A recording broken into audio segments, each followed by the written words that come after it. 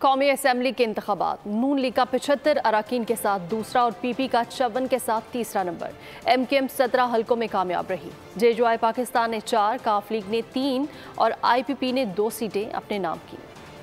اقتدار کا ہما کس کے سر بیٹھے گا، صورتحال واضح ہونے لگی۔ غیر حتمی غیر سرکاری نتائج کے مطابق قومی اسمبلی میں آزاد امیدوار سب سے آگے 100 سے زائد نشستیں جیت لی۔ مسلم لیگ نون 75 سیٹ جیت کر سب سے بڑی جماعت بن کر ابھری۔ پیپلز پارٹی 54 نشستیں جیت کر دوسری بڑی جماعت بن گئی۔ ایم کیو ایم پاکستان قومی اسمبلی کی 17 نشستیں جیتنے میں کامیاب رہی۔ جمعیت علماء اسلام پاکستان 4 اور پاکستان مسلم لیگ 3 سیٹیں جیت گئے۔ بلوچستان نیشنل پارٹی اور استحکام پاکستان پارٹی نے 2 نشستیں اپنے نام کی۔ مجلس وحدت مسلمین، پشتونخوا ملی عوامی پارٹی، پشتونخوا نیشنل عوامی پارٹی پاکستان، بلوچستان عوامی پارٹی اور پاکستان مسلم لیگ ضیا بھی 1 نشست جیت کر قومی اسمبلی میں نمائندگی حاصل کرنے میں کامیاب رہے۔